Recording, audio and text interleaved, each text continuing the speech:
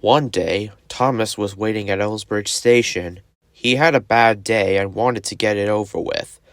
He was just about to close his eyes when he heard a familiar whistle. Huh?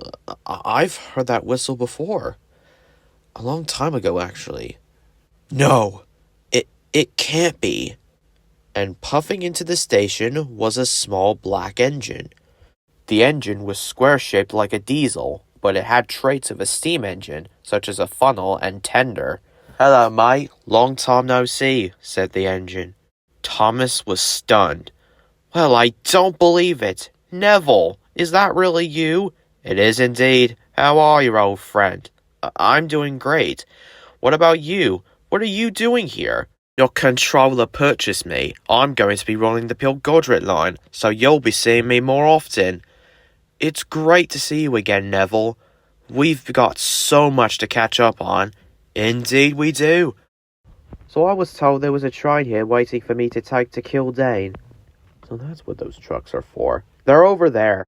"All right, thank you."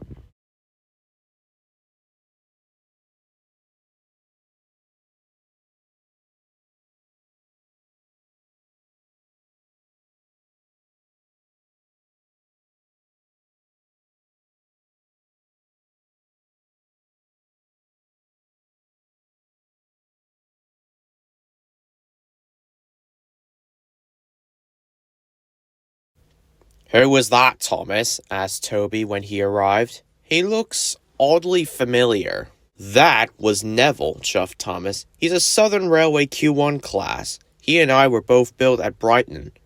"Has he been here before?" asked Toby.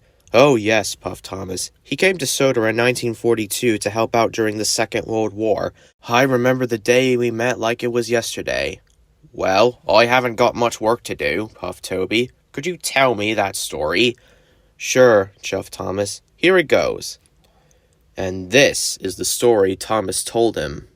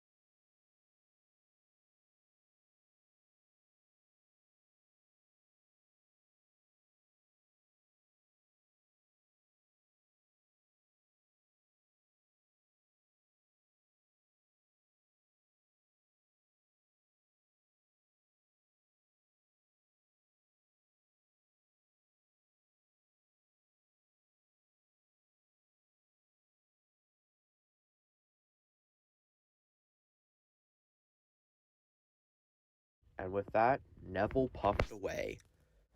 Like the Isle of Man, military personnel were also stationed on Sodor for training purposes and to be prepared in case